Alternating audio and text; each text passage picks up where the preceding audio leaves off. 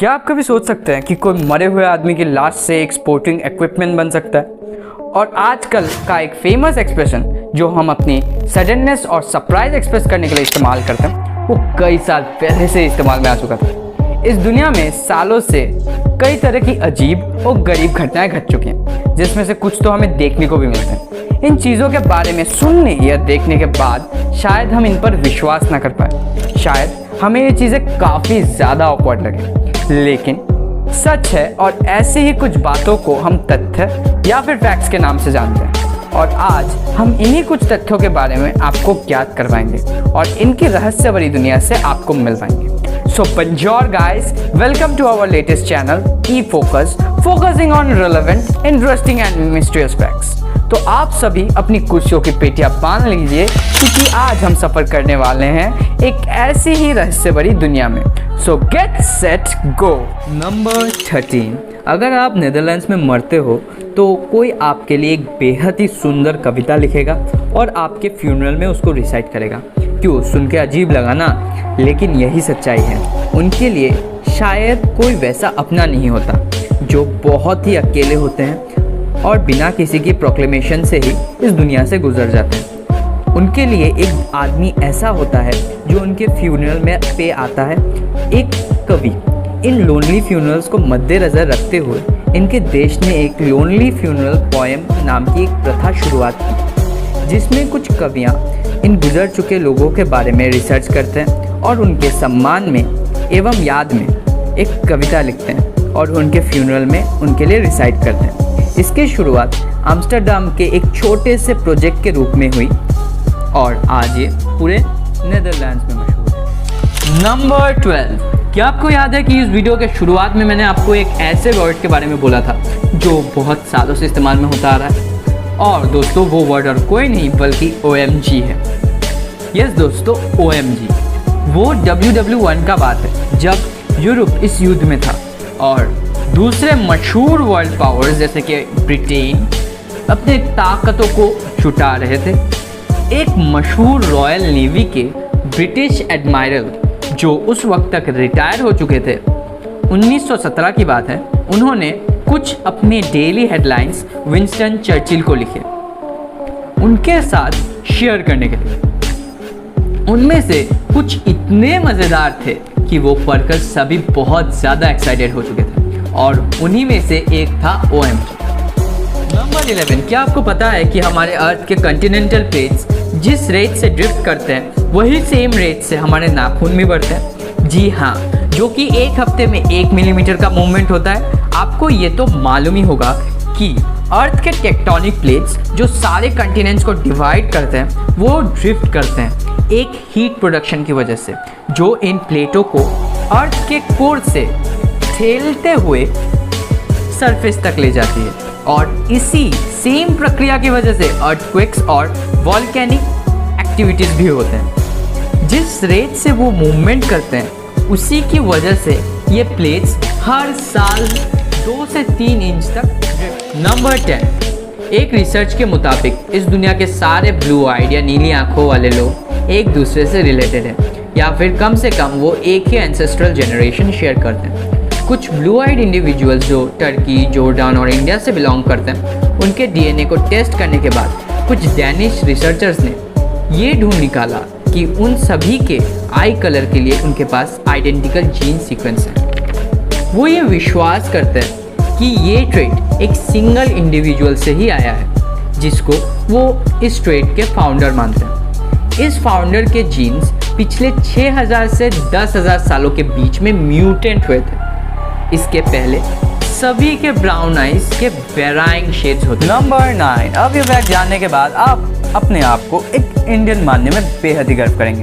जहाँ पूरी दुनिया अब सोशल मीडिया को लेकर ही हमेशा बिजी रहती है, वहाँ अपना भारत देश इस लिस्ट में एक एक्सेप्शन है। आजकल के इस बढ़ते टेक्नोलॉजी की दुनिया में सोशल मीडिया ने एक बेहद ही अहम किरदार निभाया है, लेकिन इसी सोशल मीडिया के चलते कुछ लोग तो अब ये बात भूल ही चुके हैं कि किताबें पढ़ना आज भी सबसे मुख्य रूप रहा है हमारे मनोरंजन के लिए।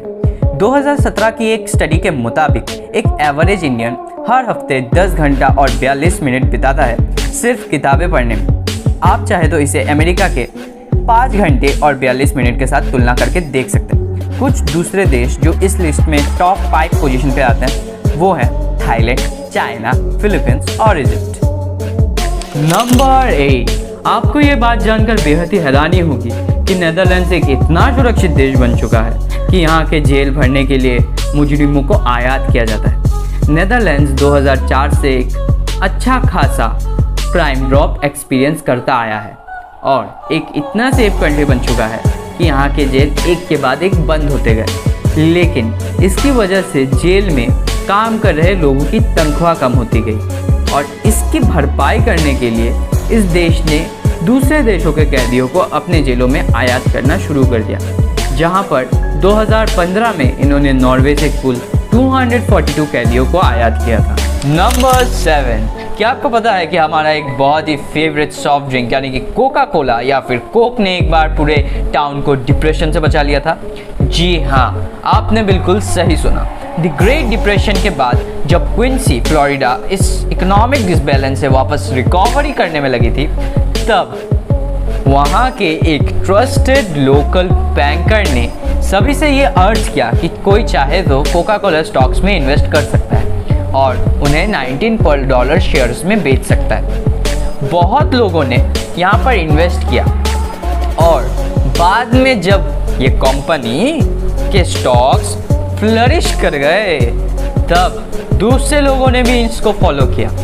कम से कम 67 लोगों ने, जिस टाउन में सिर्फ 7,000 से भी कम लोग रहते थे, अब कोका कोला मिलियनियर्स बन चुके थे, जिस वजह से क्विंसी टाउन यूएस का सबसे रिचेस्ट टाउन पर कैपिटा बन गया। नंबर 6, एक ब्लू व्हेल की दिल की धड़कन की आवाज़ आप 2 मील दूर से ही सुन पाएंगे। जैसे कि आपको मालूम ही होगा कि ब्लू व्हेल इस दुनिया का सबसे बड़ा एनिमल है, जिसका वजन लगभग 150 टन है और लंबाई लगभग 90 फीट। अब ये तो जाहिर सी बात है कि अगर ये प्राणी ही इतना विशाल है तो इसका दिल भी बहुत विशाल होगा। और ये बात सुनकर शायद आपको हैरानी हो सकती है कि इसके दिल का वजन कुल 1300 पाउंड है, जो कि एक छोटे से गाड़ी के वजन के बराबर है। इसके कोलाजल बॉडी और आर्टरीज से ब्लड मूव कराने के लिए इसका हार्ट इतना ज़ोर से धड़कता है कि आपको इसके दिल की धड़कन 2 मील दूर से ही सुनाई पड़ता है। पर शायद आप इसको मिस कर जाएं क्योंकि इसका दिल 1 मिनट में सिर्फ 8 से 10 बार धड़कता है। नंबर 5, क्या आपको पता है कि एक एवरेज पर्सन अपनी ज़िंदगी के 6 महीने बिता देगा सिर्फ रेड लाइट के ग्रीन होने के इंतज़ार में? हम में से सभी को ड्राइविंग एक मज़ेदार और एक लिबरेटिंग एक्टिविटी लगता है अंटिल हम किसी रेड लाइट में फंस जाएं। National association of city transport officials के मुताबिक रेड लाइट्स के पीछे हम an average of 75 seconds spend करते हैं, जो कि लगभग पूरे ड्राइविंग टाइम का 20% होता है। ये चीज़ समय की बहुत बर्बादी के अलावा और कुछ नहीं है और ये एक बहुत बड़ी वजह है कि लोग अब पब्लिक ट्रांसपोर्ट में स्विच होते जा रहे हैं। नंबर 4, क्या आप जानते हैं कि इस दुनिया का सबसे बड़ा पिरामिड इजिप्ट में नहीं है? जी हाँ, आपने बिल्कुल सही सुना।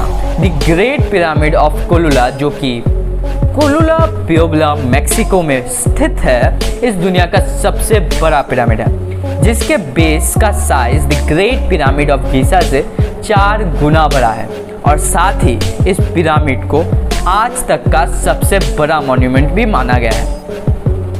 चलिए, इस बात पे थोड़ा सा तो लाइक, शेयर और सब्सक्राइब बनता ही है हमारी इतनी मेहनत के लिए। So please like, share and subscribe. Number 3, क्या आप ये बात जानते हैं कि एक बिजली की करंट में इतनी एनर्जी होती है कि वो एक साथ 1 लाख ब्रेड के स्लाइसेस को एक साथ टोस्ट कर सके? वाह वाह वाह, खाने का फैक्ट्स डाल दिया यार। खाने का फैक्ट्स डालते ना मुझे मुंह में मतलब पानी आ जाता है यार। खाने का फैक्ट्स कोई डालता है, मैं बोलूँगा कैसे बाकी का पार्ट?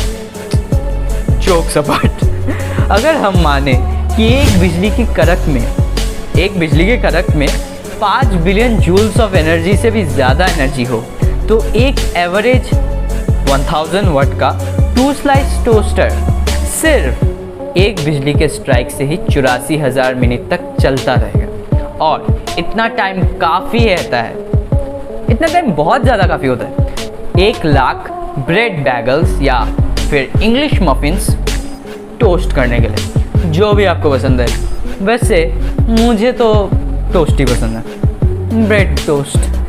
नंबर 2, क्या आपको याद है कि इस वीडियो की शुरुआत में मैंने आपसे एक और ऐसे ही हिला देने वाले फैक्ट के बारे में कहा था, जहां एक मरे हुए आदमी की लाश से एक स्पोर्टिंग इक्विपमेंट बनाया गया था। जी हाँ, अब ये फैक्ट जानने के बाद तो आपके पैरों तले से ज़मीन खिसकी गई होगी।